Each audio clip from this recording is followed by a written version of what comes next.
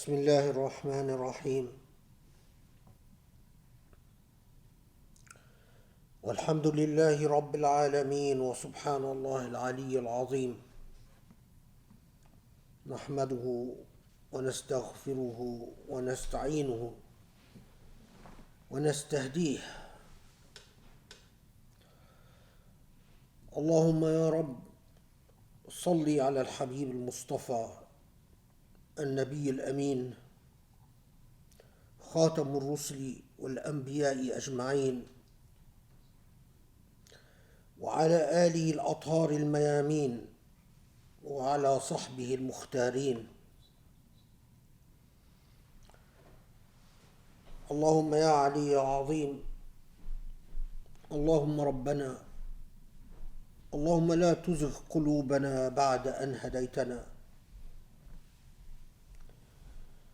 اللهم لا تزغ قلوبنا بعد أن هديتنا وهب لنا من لدنك رحمة. ربنا وافتح بيننا وبين قومنا بالحق وأنت خير الفاتحين. ربنا وآتنا ما وعدتنا على رسلك ولا تخزنا يوم الدين.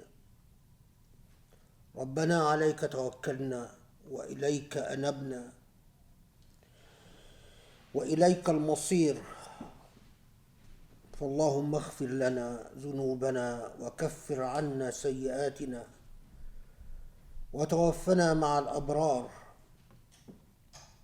سبحانك رب العزة، سبحانك ربنا رب العزة عما يصفون، وسلام على المرسلين، والحمد لله رب العالمين.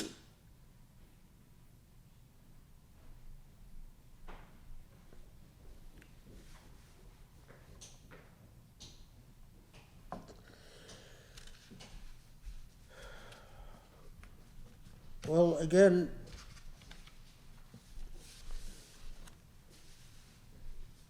the elephant in the room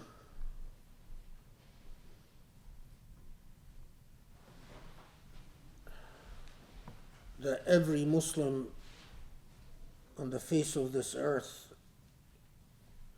should be concerned about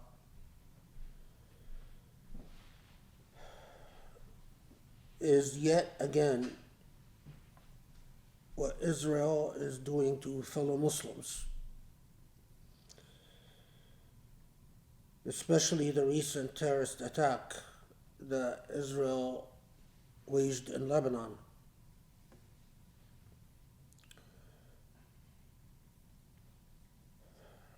And in the midst of an ongoing genocide that has been now proceeding unhampered and unrestrained in any serious fashion, it seems like we are talking about a spot of blood in a sea of blood, which is odd in itself.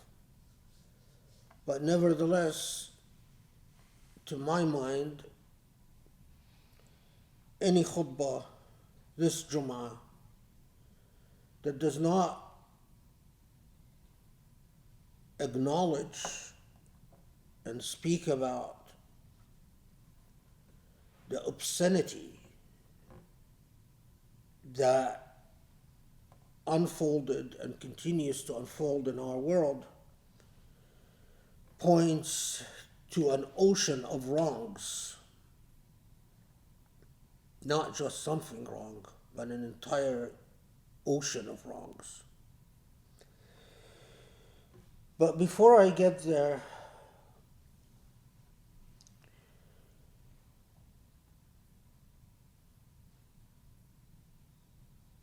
yet again, the United Nations, this organization that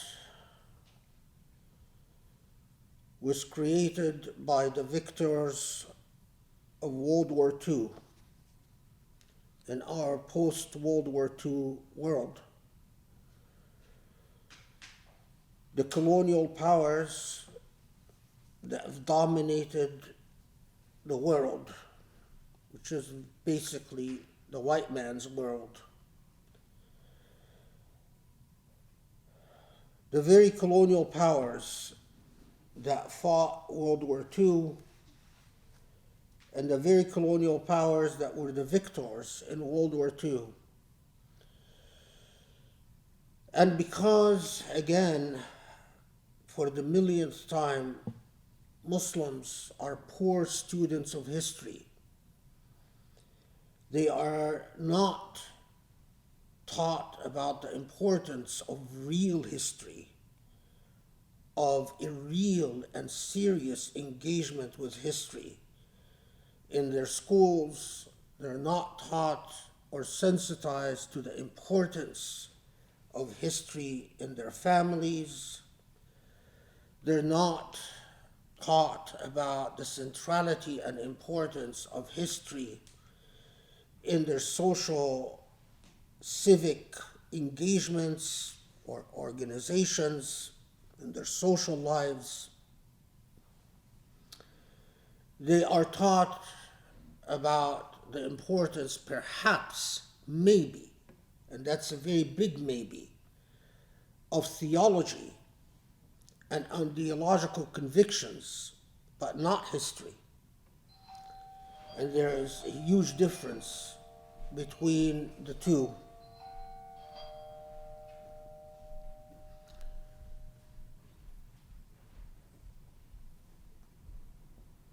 Ideology is one thing.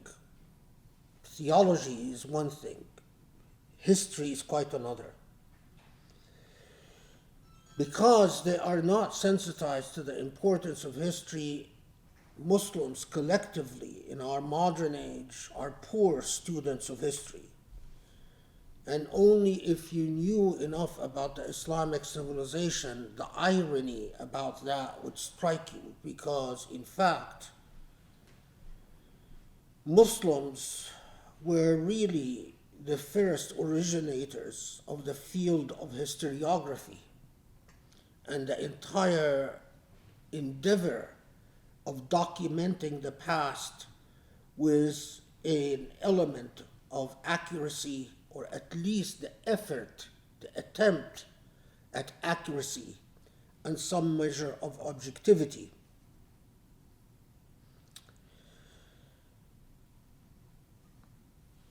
But because we are poor students of history, we don't realize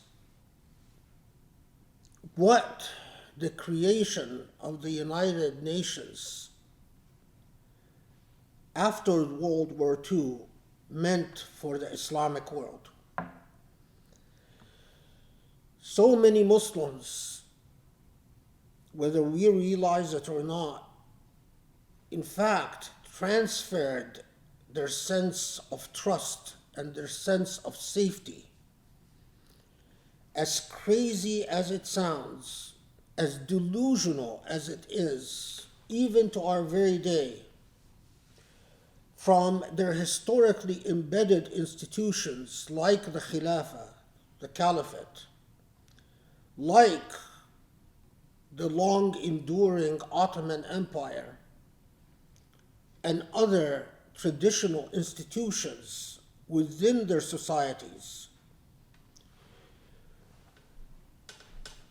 transplanted their sense of identity, their sense of belonging, their sense of being, their sense of who they are as a people, from whatever domestic institutions existed, historically embedded domestic institutions, indeed were transferred, whether we acknowledge it or recognize it or realize it or even understand it or not, from embedded native history to the United Nations. Did it matter that the United Nations was the very institution that voted, driven by and steered by colonial powers, to partition Palestine to give the Hijaz to Saudi, to that family, Al Saud, a non-entity, an unknown. No, it didn't. In fact, the United Nations heralded the age of nation states and the great deception that little countries, little Muslim nationalistic entities, each one not even approaching the economy of one state in the United States or one state in what would be or what was the Soviet Union. Again, to put things in perspective, if you compare the economy of New Jersey or New York or Texas or California, not just back in 1945 after World War II, but to our very day, to this very day, the economy of one of those states far exceeds the economy of most Muslim nation states. It doesn't take a genius to know that it's a no-win game. You've taken a Muslim collectivity and broken it into little polities, each polity with very limited resources and very limited sources of income, and a very limited trajectory and opportunities. Now, of course, and if you compared the economies of the very colonial states that endowed themselves with the veto power in the Security Council to the economies of the nation states, the Muslim nation states that were given membership in the United Nations, you would very quickly understand why the partition of Palestine was a done deal. You would very quickly understand why Muslims had virtually no chance in the New World Order after World War II to be anything, to become anything, regardless of all the movements for independence and decolonization, whatever that meant, because decolonization itself turned out to be more of a delusion than a reality.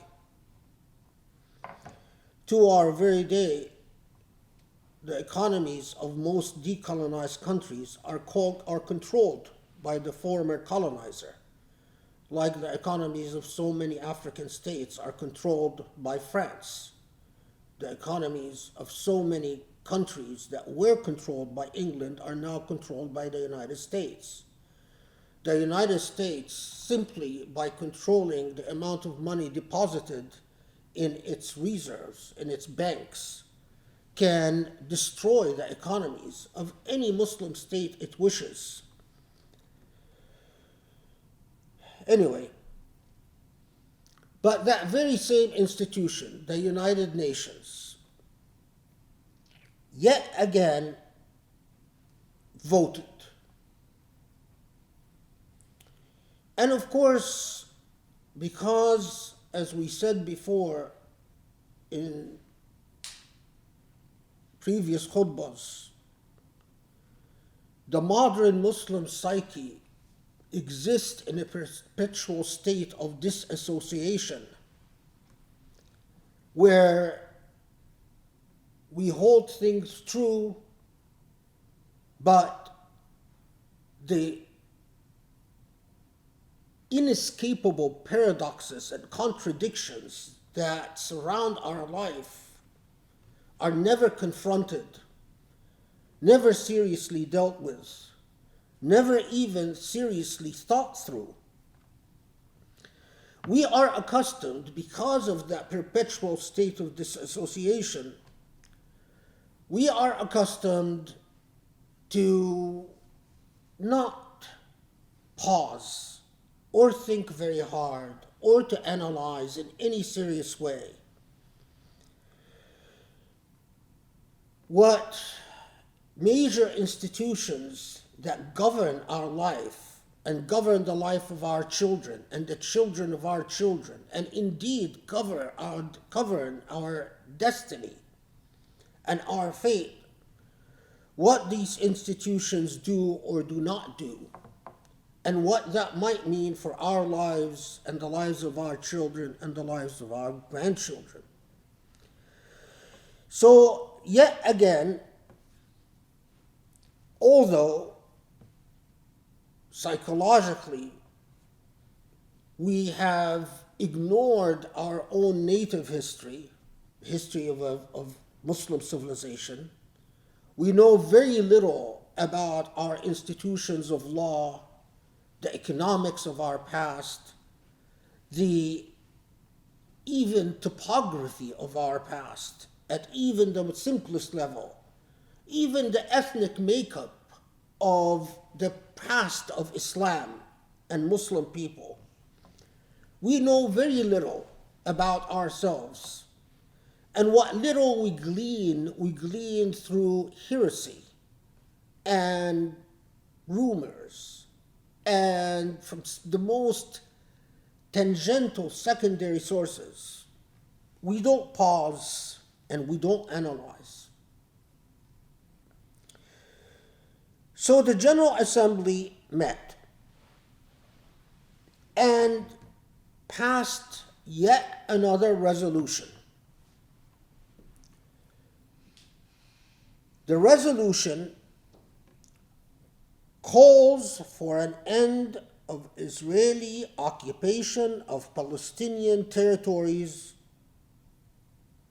Now, an end to the occupation of Palestinian territories by the end of year, within a year. The General Assembly is telling Israel, you must end your occupation of Palestinian territories within 1 year. And calls for the imposition of sanctions, punishments against Israel if Israel doesn't end its occupation of Palestinian territories within a year. Now, this resolution was voted for by 124 nations in the world. Among those that voted for the resolution were countries like Egypt, Saudi Arabia, the United Arab Emirates,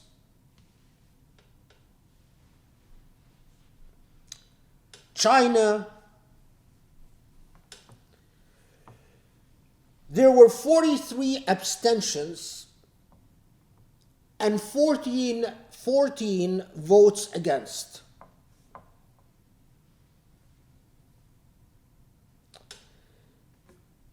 Now, if you take the average Muslim and you tell them, do you believe that there is any chance that Israel will end its occupation of Palestinian territories within a year? And I would bet money that the response for any reasonably educated Muslim or reasonably aware Muslim was that fat chance. Israel will not end its occupation of Palestinian territories within a year. Now, if you further ask, is there any chance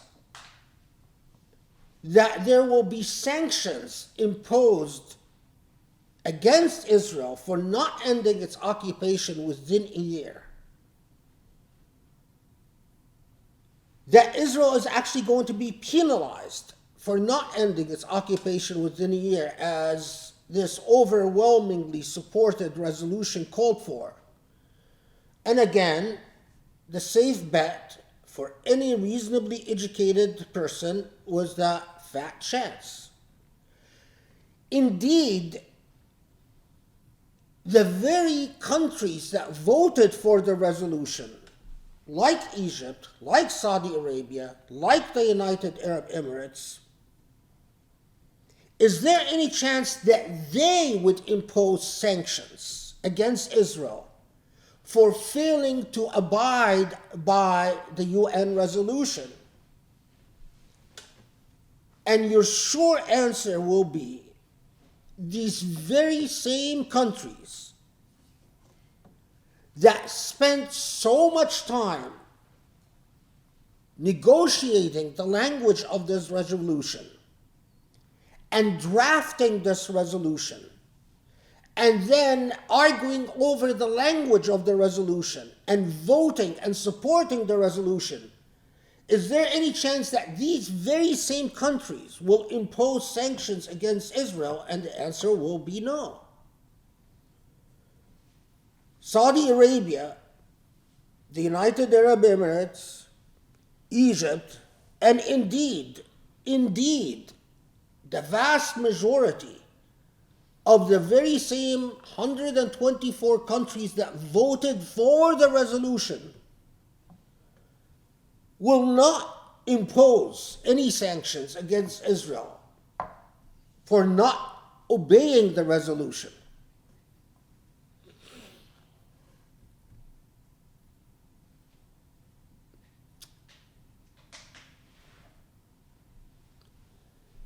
And yet,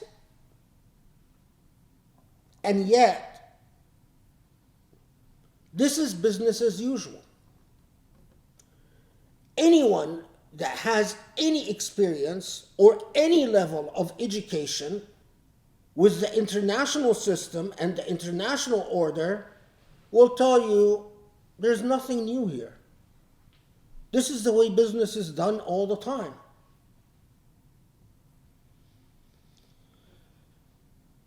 Now,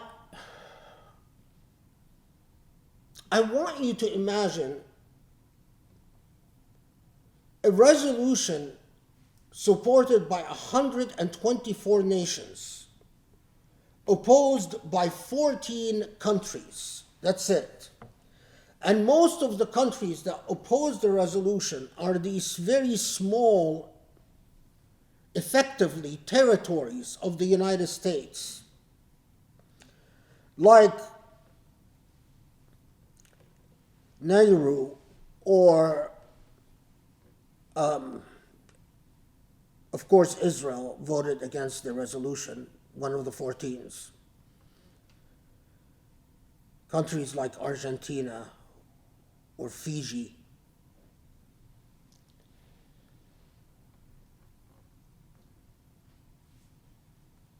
I want you to imagine if there was such a resolution against a Muslim country like Iran. We all know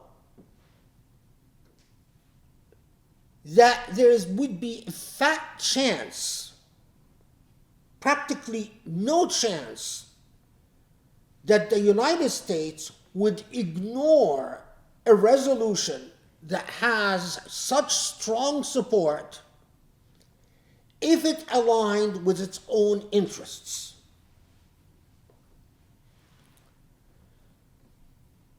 If you want to understand the disassociative state of colonized people, just pause and frame this picture and reflect on it. the fact that Muslims up and down, all over the world, Muslim governments that is, heralded this resolution as a great victory.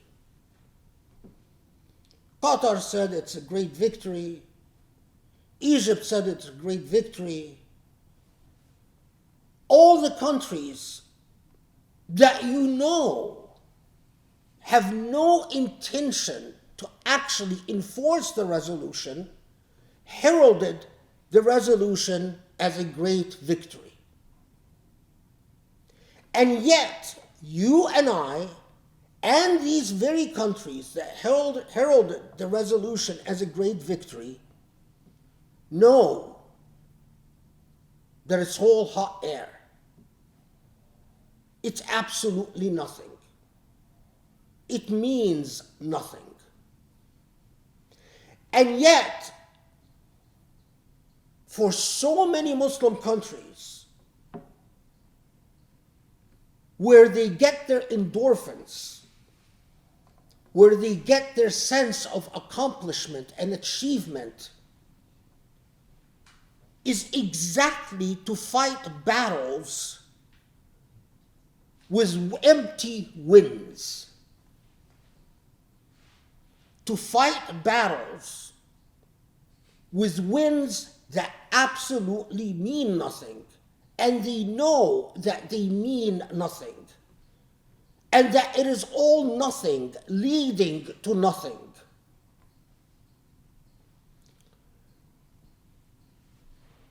And this is all accepted as a regular part of a Muslim psyche. In fact, if you have a child and your child says, I want to go into the diplomatic corps, I want to be a part of the Palestinian delegation in the UN, and although you know that it is an endeavor into nothing, leading to nothing, absolute 0 plus 0 equals 0, you would be rather proud of your child and say, yes, that's an accomplishment. You don't want to be a doctor, you're not an engineer, but you're in the UN, cool. It's something to be proud of.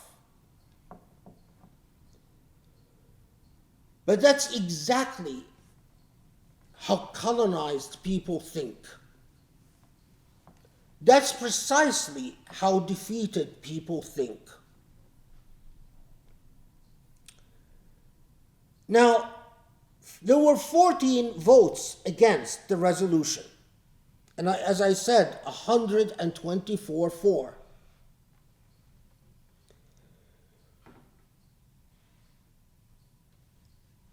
And indeed, it is the abstentions. There were 43 abstentions and 14 votes against that really caught my attention. As I said, countries like Fiji voted against. And Fiji's economy, or Malawi's economy, is so controlled by the United States that effectively they are like American colonies. And a country like Argentina and a country like Hungary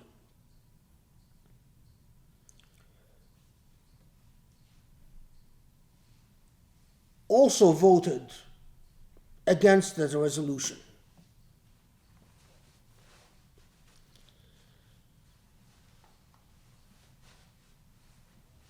What are the chances, and I'm going to talk about Hungary in a second a bit more. What are the chances that the 124 countries that voted for the resolution will in any way not even in a significant way, but in any way at all, punish a country like Argentina or a country like Hungary for voting against the resolution. We know that the United States has a long history,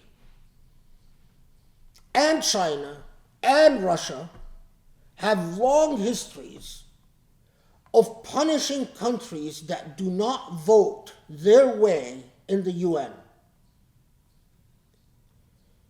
Let me tell you, if you were a student of diplomacy or a student of history, Muslim countries, countries of hot air, are exactly that, just hot air. They never punish anyone for diplomatic decisions that are directly at odds with their interests, unless it has to do with the person of the ruler of these countries. So, if a country like Hungary did something that would hurt President Sisi of Egypt personally, or the King of Saudi Arabia personally, or the Emir of the United Arab Emirates, Mohammed bin Zayed, personally, yes, they will cancel shipments, they will cancel investments, yes, they will take actions, punitive actions. But we don't have in the historical record, in their entire history, them actually taking diplomatic actions of consequence for what is, in quotes, declared to be a cause, a pursued, authentic cause that is sought after by colonized, supposedly decolonized nations, and especially Muslim countries. If that is true for countries that voted against the resolution, well, guess what? It's even more true for countries that abstained. And remember, there are 43 countries that abstained. And the countries that abstained, well, first, let me tell you that, sadly, a good number of Muslim countries didn't even vote. Afghanistan, Somalia, Madagascar is not a Muslim country, but they weren't even, they didn't even have representatives that could vote for or against. Venezuela was another country absent. But the countries that abstained, I think, are most fascinating. So,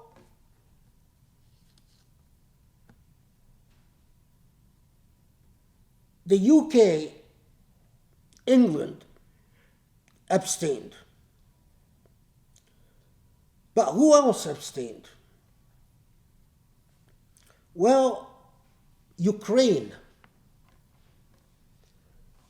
despite fighting its own war for its own liberation, abstained. And all other significant European countries, like Switzerland, Sweden,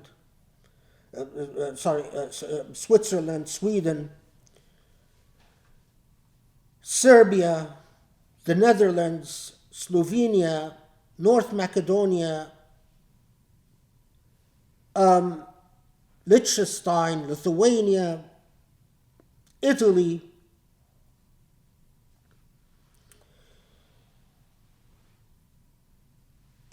India abstained, Albania abstained, Australia, Austria, Bulgaria, Canada abstained, the Cameroon, Denmark,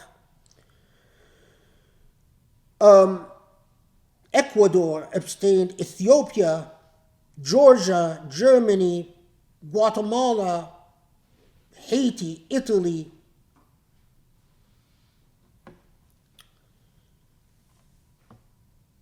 An abstention is significant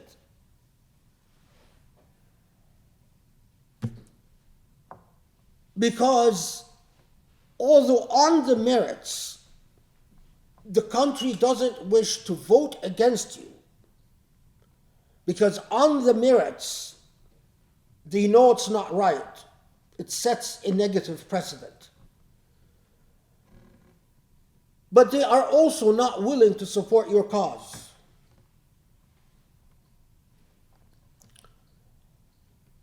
Generally speaking, you look at those countries that abstained, and you are struck by the fact that they are the economic power of the world, with the exception of China. That the countries that in fact yield the buck didn't support you and didn't oppose you, and I am sure that to a large part they didn't oppose you because they know it doesn't really matter. Well, let's pause here. Why doesn't it matter? Well, because, again, Muslim countries, the countries that are supposed to be most vested in the cause, remember, the reality of the world we live in is something that we create. We literally manufacture, engineer that reality. And those countries know that if you fail to support Muslim causes, there are no consequences. England knows that if it fails to support a resolution when it comes to Muslims, that won't really matter because Muslims don't stand up for their causes. It doesn't matter.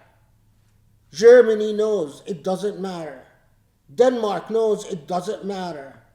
Even Ethiopia knows it doesn't matter. There will be no serious consequences if I fail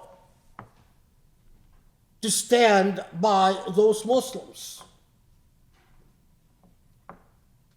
But the very fact that I am sure a very large number, if not most, Muslims that would listen to me or hear me would say, come on, you're taking this vote in the UN too seriously. After all, a resolution, even if it's supported by 124 countries in the General Assembly, is not binding anyway. Well, it doesn't, you're taking it too seriously.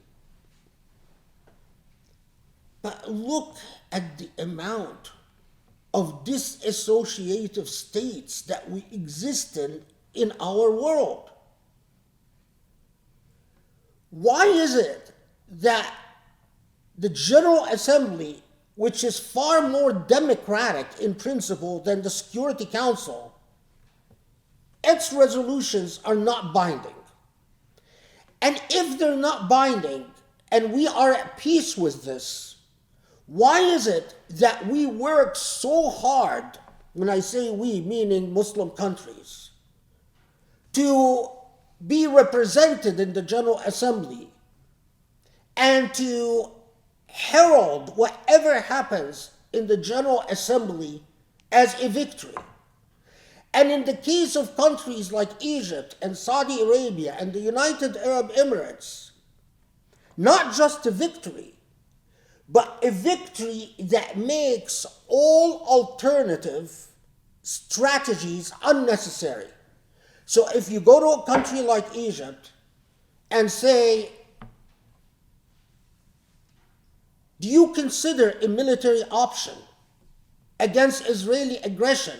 And the answer you invariably get, and the answer you get from Saudi Arabia today and the United Arab Emirates today, is no, because we work through the UN. But the UN doesn't matter. The resolutions of the General Assembly are not binding. And even if, for the sake of argument, we say that they could be binding somehow, you actually never enforce it. And your foreign policies never, in any way, attaches any real consequences and real consequences for failure to support Muslim causes. And this is where disassociated people look at you like you're crazy, like books have made you loony, as if you're too educated to be real for our life. Wow. So put the picture together. We work very hard to achieve nothing. We put our trust and our sense of achievement into nothing. We attach no consequences for failure to support or failure come to aid to our causes. We are a people about nothing, with consequences that are nothing. And then we call that, we accuse, or we look at the other, whoever the other is, and say, you know what? We live by ideals, and they are too pragmatic. You live by delusion. You confuse ideals with delusion.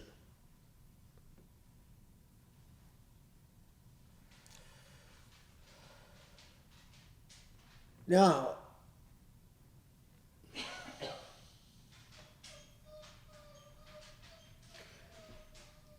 this is the reality. This is the reality. This is the reality that we settled for after World War II. This is the writing on the wall was so overwhelmingly present. The General Assembly, whose resolutions are not binding, when did the West treat the General Assembly as actually the maker of the law? When they voted to partition Palestine. Remember, that vote was not from the Security Council. It was the General Assembly. And how did they vote to partition Palestine? Well, because the countries that voted to partition Palestine knew that unlike Muslim causes, over this cause there will be consequences if you fail to support what England and the US and France want you to support. They knew that they couldn't abstain. They knew that they couldn't vote against. They knew that they had to cast an affirmative vote for the partitioning of Palestine. Yet another colonial act. They knew. And so they did. And although this is the very same General Assembly that is not supposed to cast binding votes, the entire Western world treated the vote of the General Assembly to partition Palestine as absolutely binding. And since then,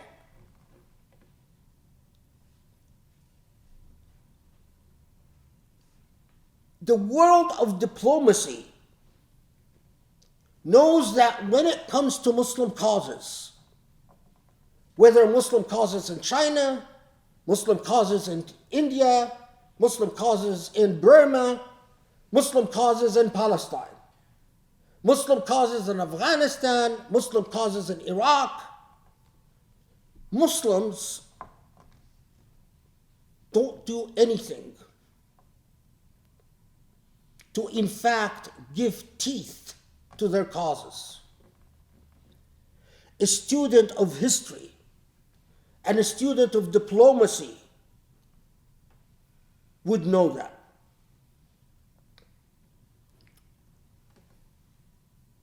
Now, and then we ask, why the genocide in Gaza? Where is God's mercy? Really? Seriously? You want to throw it onto God? God's mercy told you to live a delusional life in disassociated state, to live and die in the state, to celebrate ignorance, to celebrate literally that you have no history, you're aware of no history, you know nothing, you desire to know nothing, you exist like animals. You work, you get paid, you consume, and that's it. And then you die. And somehow the Muslim mind has convinced itself that therein is God's grace. We don't raise our children with a sense that this is a world that is yours. This world is yours. And you must force this world to yield to your will. We don't raise our children with that sense of strength, that sense of resolution, that sense of determination. Recently, I was talking to someone who's not Muslim. This woman was a subject of sexual assault, and she didn't say anything about the way that her sexual assault for many decades, until she became a respected professional and accomplished woman 30 years after the fact. And then she said something about the way she was assaulted. But what caught my attention is that this highly intelligent and educated woman, she made the comment that the reason she didn't say anything about her sexual assault is because she was taught by her parents, she's from India, at an early age to be meek and docile, not to create problems, not to assert herself, not to stand up for her dignity, and put her foot down. And as I listened to her, I said, wow, if this is true for you, it is 10 times more true for Muslims. We don't raise our children to notice the paradoxes and the inconsistencies and the determination to actually make a difference. Let me tell you a story about something that I went through. There is an Islamic journal established by Muslims to publish studies on Muslim subjects. It is all about Islam, created by Muslims for Muslim purposes.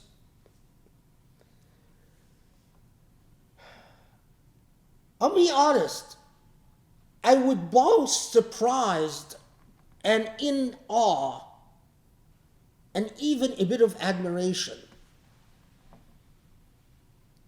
when a Jewish student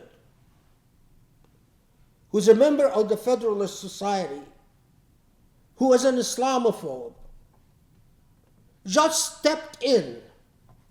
It's a long story, but basically controlled the journal. And I kept thinking of myself, would a Muslim student ever dare to do something like that with a Christian journal or a Jewish journal? Would they have the sense of confidence, the sense of presence, the sense of being, the sense of entitlement to just march in and say, I'm in control, deal with it?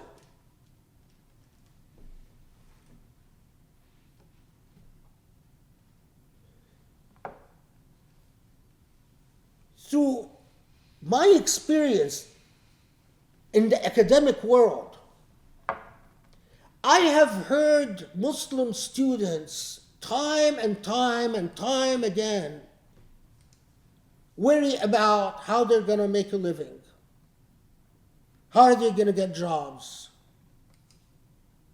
what is going to become of their ability to marry and raise children. In my experience, I've never heard students who are actually committed to a cause raise these type of questions. The sense of autonomy and initiative. I have repeatedly met Jewish students who were raised with their sense and their understanding of history embedded in their very soul. You can't separate them from their sense of history, their causes, their sense of identity, and a very healthy independence from mommy and daddy. In fact, repeatedly, my experience is that they have a distinct sense of pride when they don't have to rely on mommy and daddy to serve. And these are not mommy's and daddy's causes. They have personalized these causes to themselves. Something that I repeatedly find amiss and missing in Muslim students.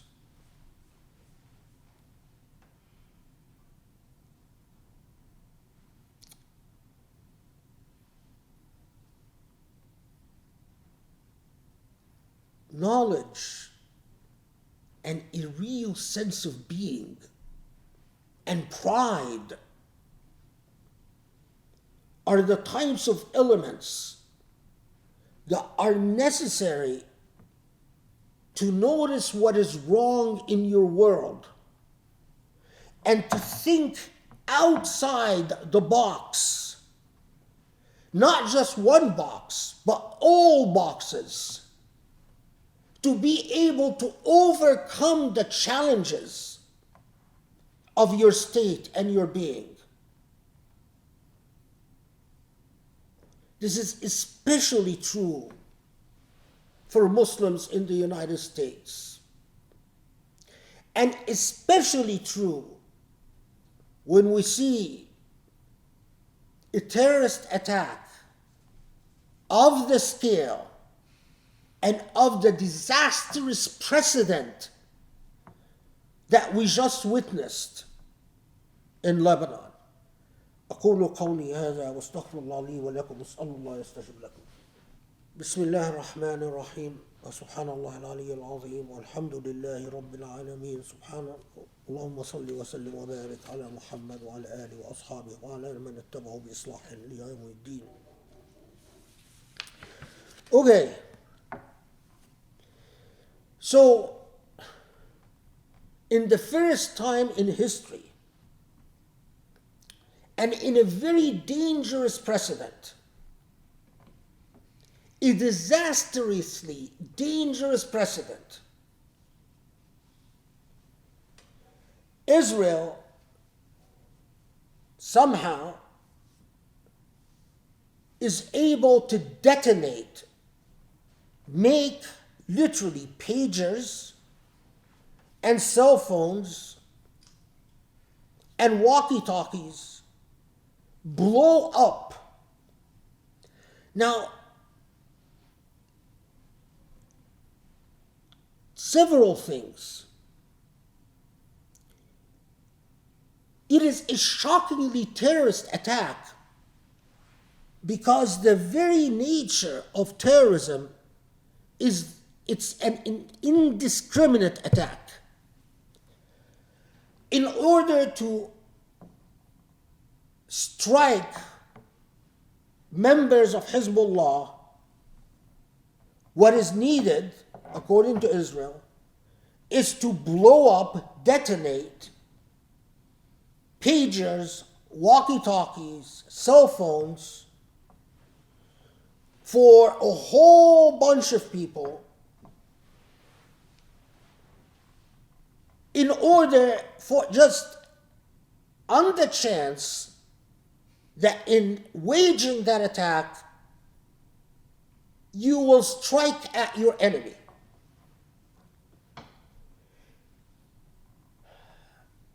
Now, interestingly, this is not the first time Israel has used cell phones or electronics to actually assassinate people. They've done it in the past against Palestinians and indeed against Lebanese. They've killed members of Hamas by literally detonating their cell phones. But this time, Israel decides to do it against thousands of people. And of course, it is hardly surprising that among those hurt were not just civilians, but droves of children. You're carrying a pager, you have a walkie-talkie, you have a phone, it blows up in your living room, in your bedroom, while you're right with your children. Your child is using the walkie-talkie, using the cell phone, or using the pager, whatnot. And so thousands of people injured, and more than 50, 66 by the last count that I saw, killed. Now, interestingly, it has been an ongoing concern of the intelligence community in the United States that terrorists would use cell phones or electronics to wage an attack of precisely this nature. Even during the Trump presidency, Trump was talking about how cell phones that come from China are a security risk because terrorists can use these cell phones to and basically make these cell phones explode and kill a whole bunch of innocent people. And of course, although the United States have been going on and on and on about how precisely this type of attack can be used by terrorists, when Israel did it, there was absolute silence. And there was absolute silence even as countries like England and Denmark and Sweden and Switzerland and the Netherlands abstained from supporting a Palestinian cause.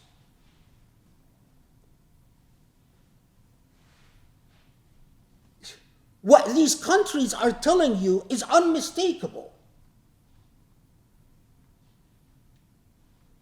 You as human beings don't matter not just by tolerating a genocide, not just by failing to support a cause that you say is yours, but even after Israel wages an indisputable, undebatable terrorist attack.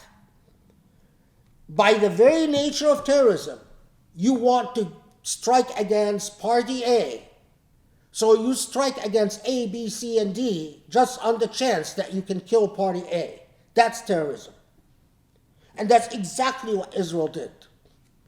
That's assuming that Israel really wanted to get at Hezbollah members. So in order to do that, but to understand how wanton and malicious this attack, do you know that this precise type of technology is actually used as an instrument of war? And the scenario that is supposed to unfold is that, for instance, Israel was attacked Hezbollah.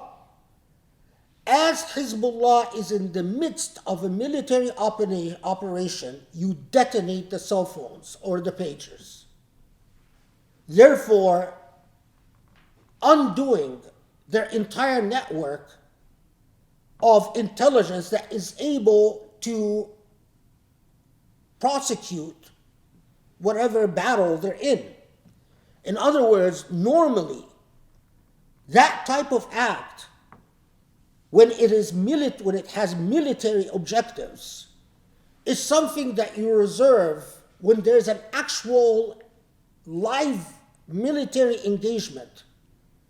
And then you detonate the system of communications of your enemy and disrupt it and defeat your enemy in the battlefield. But that's not what Israel did. Israel actually had a very terroristic message. They wanted so many civilians to get hurt, to spread a sense of insecurity and lack of safety among the general populace. So they would get the message that Hezbollah is not capable of protecting them, to make them scared of their electronics.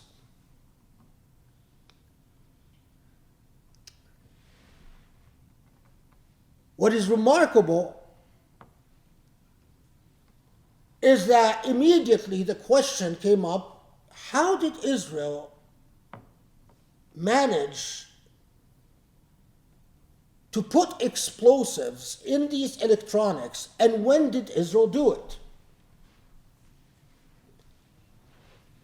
A lot of these cell phones or electronics have gone through Taiwan, Japan, and Hungary.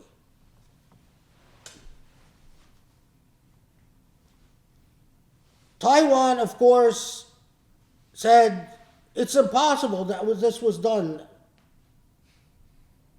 And Japan said it's impossible that this was done when when we had control of these electronics, the most likely culprit, Hungary, that voted against the resolution in the UN, and although Hungary is known because of its government is constituted of Christian zealots, yet still the Muslim world has never punished countries like Hungary or India or Taiwan or Japan for their politics or for their failure to support Muslim causes.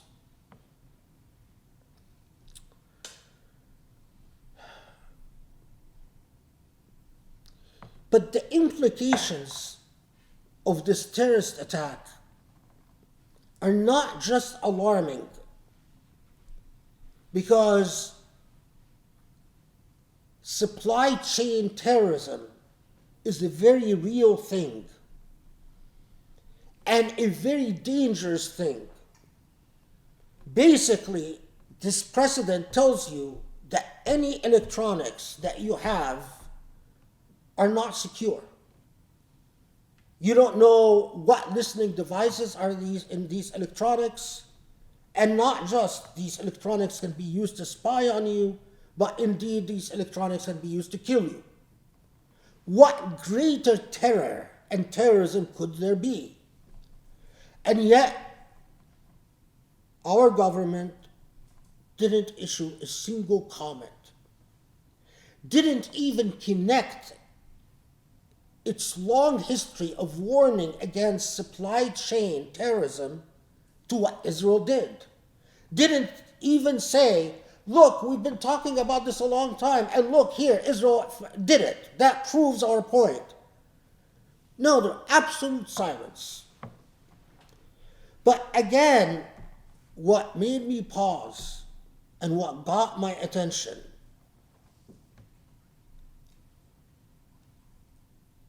can you cite a single example of electronics that go, instead of through Taiwan or Japan or Hungary, that actually go through a Muslim country?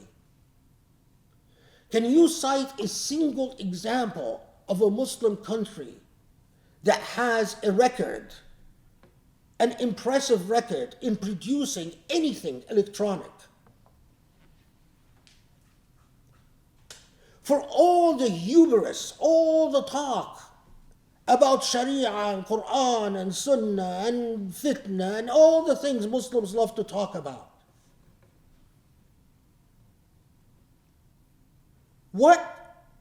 I know that this sounds blasphemous, but what does God think when God looks at us? We rely on a UN that produces zero results.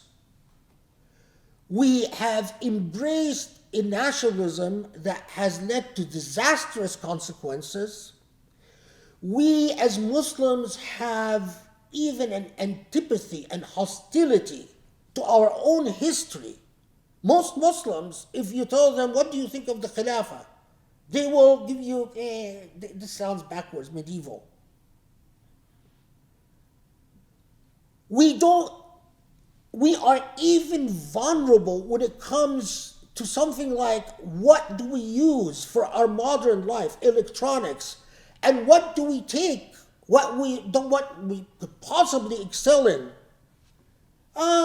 Imitating. Oh, now we do yoga. Now we do lifestyle, things we've imported from the West. We get the trappings of modernity. But look at a people and the extent of delusion and disassociation they have to be in when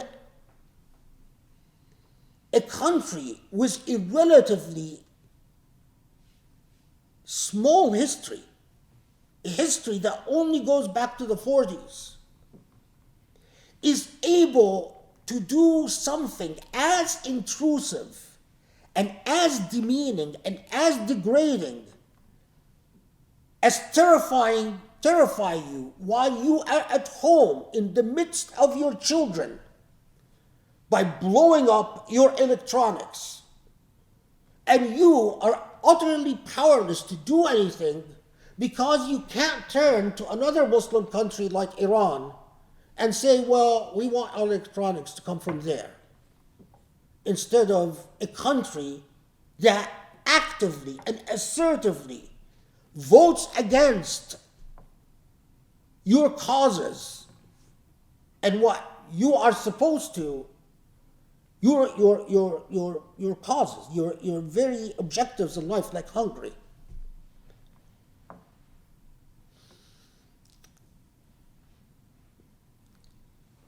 Finally, one other event this week caught my attention.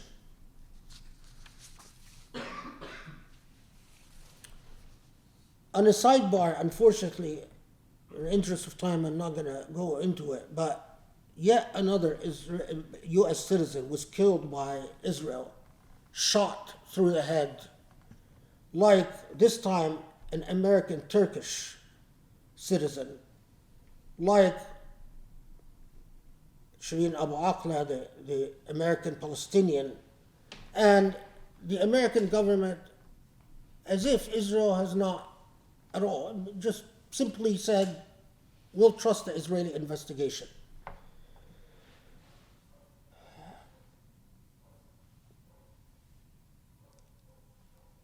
But that's not the... If there were time, I would have talked more about this. But recently, according to the FBI own records, hate crimes against Muslims have skyrocketed since October. And by the FBI own statistics, they're up 74%, although we know that the FBI goes out of its way to not count hate crimes against Muslims accurately or precisely. And the Senate Judiciary Committee, I believe, it was the Senate Judiciary Committee, was holding hearings about the rise in hate crimes. And what caught my attention is the representative, Maya Berry, of the Arab American Institute. She's the executive director of the Arab American Institute, was testifying before the Senate Judiciary Committee. And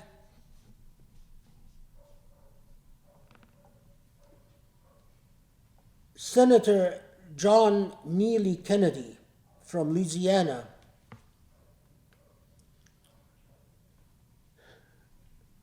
interrogated Maya Berry in the most demeaning and blatantly racist way. He discounted entirely the fact that she's a U.S. citizen, discounted entirely any facts about the Arab American Institute that has a long history of going out of its way to condemn terrorism. And John Neely Kennedy started wailing at Maya Berry that you support Hamas, don't you? You support Hezbollah, don't you? And although Maya Berry repeatedly kept saying, this is precisely the problem, this is precisely what racism is, that didn't, of course, restrain the senator. But again, I can't tell you the number of times that I have seen and experienced the same dynamic. We go before some type of government agency, before the Judiciary Committee or some other committee in the Senate or some official in the White House. Our entire attitude is we are going to appeal to ideals, the ideals of democracy, of civic engagement, of civil society. We are going to appeal to your better self. We're going to say, look at us, we're human, we're Arab, we're Muslim. Please be nice to us, we're human. And we are met with utter disdain and utter, complete, unrestrained racism. And we come out, we talk to some journalists and say, look, poor me, I've been the victim of racism. What is needed to change our reality? What is needed to change the reality of the way that we relate to international organizations like the UN? What is needed to change our reality that we are not importing our cell phones from Taiwan and Japan and Hungary, and then complaining and feeling bad for ourselves when we are at the utter mercy? Israel, right before this khutbah, bombed again using its unchallenged air superiority, air power, again bombed 2 civilian buildings in Lebanon, attempting to assassinate members of Hezbollah with scores of civilians injured.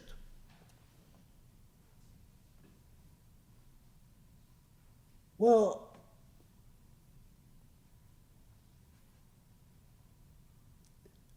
why is it that God keeps looking at us and not changing our reality? And not help us to change our reality? The change for our reality first has to come within. It has to come in the way we raise our children, in the way we educate our children about their history. Our children will not care if they will do the right way, or if women are properly sectioned off, or any of the silly Muslim. You must give your child something to be excited about, a keen sense of belonging, a powerful sense of identity, and your full trust and belief that your child can change the world. And for your child to have that sense, they have to be secure in their identity. They have to be rooted in a sense of their own history. And your child has to believe in themselves, in himself or herself. Your child cannot be compliant and obedient and meek and broken and hesitant.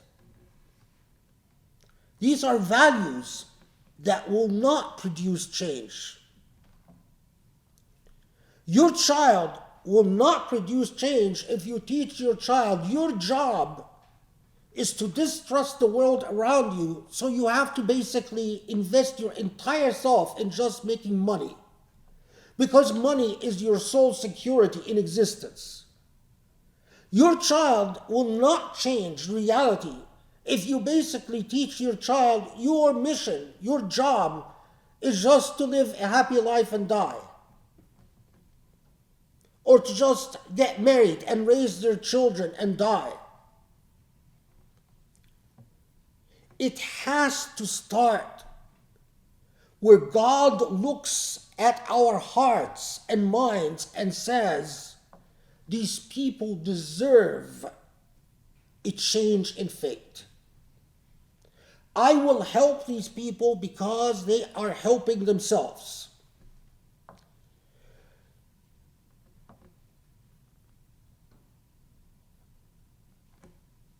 the thing that strikes you about the seerah of the Prophet and the early Muslims is how full of pride and confidence they were in their Islam. They were literally, as you read their seerah, out to change the world. Although they were in this neglected part of Arabia, in the midst of the desert, the idea that you Bedouins, you desert dwellers, are going to change the world would be laughable. I imagine myself as a resident of Damascus or Cairo at the time, hearing about these Muslims that are coming from the heart of the desert, believing that they're going to change the world. And I imagine myself, I would have laughed. Those desert dwellers have never made a difference. Why do they possibly think they can make a difference now?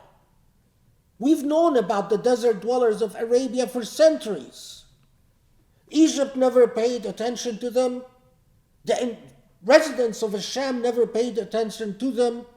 The residents of Persia never paid attention to them. Who the heck are they? But they did change the world. And they changed the world because they deserved to change the world. And they changed the world because Allah looked at them and saw what is in their hearts and helped them to change the world. They did not live in a state of disassociation and psychological and intellectual alienness as we do today.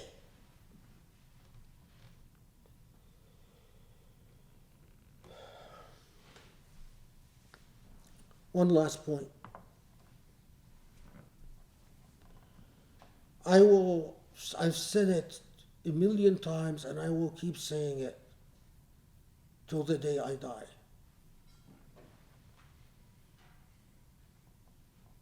If all of us as Muslims bear a measure of responsibility for the dystopia that we live in, the true dystopia that we live in, for the bizarreness of a UN that issues resolutions that amount to zero, for the bizarreness of countries that will not support Muslim causes and will never suffer any consequences because Muslims are not serious about any of their causes. The dystopia of always going to the footsteps of banquets of power and say, please, please notice me. Please be nice to me. Please be true to your ideals and don't hate me. It's all dystopia.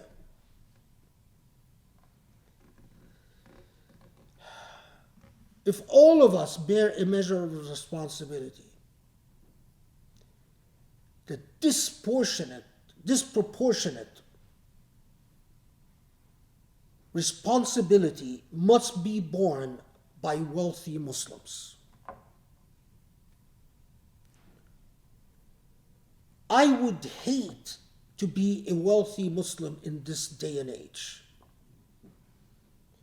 If you don't go to bed knowing that your money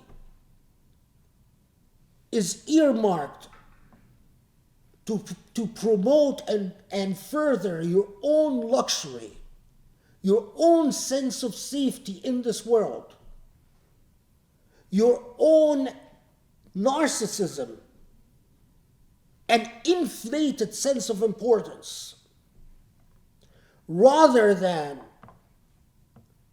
supporting the new Muslim generation, education for Muslims, serious education, not Mickey Mouse education. Supporting intellectual endeavors that search for a solution. Supporting political Muslim institutions, serious educational Muslim institutions. If your money simply goes so that Muslim youth groups can meet together and engage in some meaningless rhetoric and perpetuate the sense of dystopia, if your money is part of the problem rather than the solution, if you are a coward with your money, afraid to support those who speak about Palestine, about the despotism of Saudi Arabia, the curse of the United Arab Emirates and its government, the curse of Sisi of Egypt and his government, I would hate to be you, because it is my firm belief that no matter how much prayer and fasting you do, I would hate to be you in the year after. Every dollar that you fail to spend or you misspent, every dollar you spent in the wrong way will be a curse and a testament against you.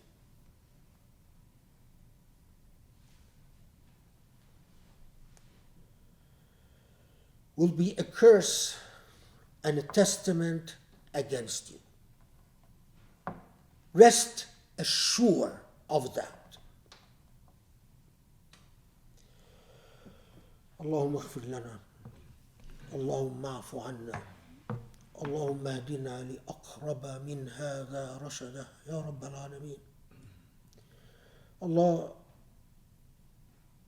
inspire us to internalize your faith, for your faith to become the means and the tool to crack our state of dystopia and disassociation, to tear down the delusions and the falsehoods, to live in your light, to shine light unto ourselves and unto others and unto humanity, to truly become an agents of the divine instead of agents of the demonic, the satanic in all its forms. أقول قولي هذا واستغفر الله لي ولكم. اسألوا الله يستجب لكم وأقم الصلاة.